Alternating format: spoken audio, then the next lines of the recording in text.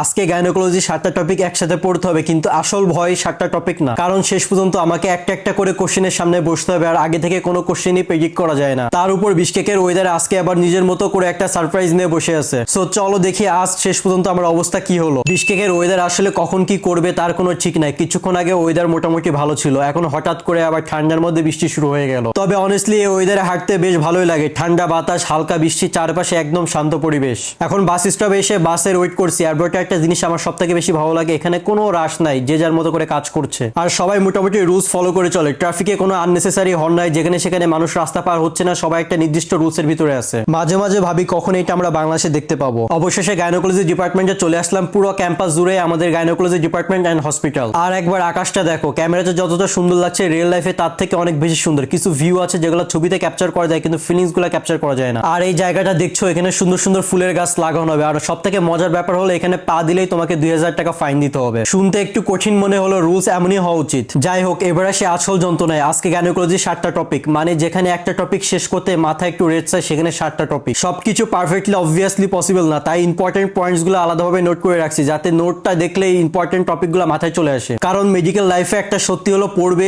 মনে রাখবে, আবার ভুলবে, আবার পড়বে। আর অনেস্টলি গাইনোকোলজি আমার কাছে এমনিতে একটু ঝামেলা সাবজেক্ট মনে হয়। এদিকে আমার ফ্রেন্ড নিজের মতো করে রিভিশন দিতে বিজি। আমি ওকে বললাম এই টপিকটা পর, এটা থেকে লিখতে দেবে, কিন্তু ওর অবস্থা দেখে মনে হয় আমি যেটাই বলি ও শেষ পর্যন্ত সবই পড়বে। আর এদিকে আমাদের গ্রুপ লিডার ক্লাসে লেট, যেভাবে দৌড়ে আসছে দেখে মনে হচ্ছে আজকের অ্যালামের সাথে রিলেশন ভালো ছিল না। যাক বেঁচে গেছে, আর একটু লেট করলে ম্যাম ওকে আজকে ক্লাসে ঢুকতে দিত না। এরপর শুরু হলো মডিউল। আমার আগে দুইজনের সিরিয়াল, তারা এখন দিচ্ছে, তাই আমি খুব মন দিয়ে শুনছি কি কোশ্চেন করছে, কি টপিক থেকে কোশ্চেন করছে, আর কিভাবে অ্যান্সার চাচ্ছে ম্যাম। আর পাশাপাশি আমার নোটটা আমি ভালো মতো দেখে নিচ্ছি। আলহামদুলিল্লাহ আমার সিরিয়াল শেষ এন্ড আমার ক্লিয়ার হয়ে গেছে। সো আমি আমার টপিকটা কিভাবে এক্সপ্লেন করছি সেটা আমার ফ্রেন্ডকে বুঝাচ্ছি। এই ছোট ছোট মোমেন্ট গুলাই মেডিকেলের একটি বড় অংশ। কখনো টেনশন, কখনো প্রেশার, কখনো সাকসেস, কখনো কখনো ডিসঅ্যাপয়েন্ট। আর অনেস্টলি আমার মেডিকেলের ভ্লগ বানানোর একটা মেইন রিজন হচ্ছে আমি চাই তোমরা আমার সাথে আমার জার্নিটা দেখো এবং আমার জার্নিটা এনজয় করো, এবং তোমরা তোমার গোলের জন্য অনেক ভালোভাবে পড়ালেখা করতে পারো। That's it for today. Allah হাফেজ।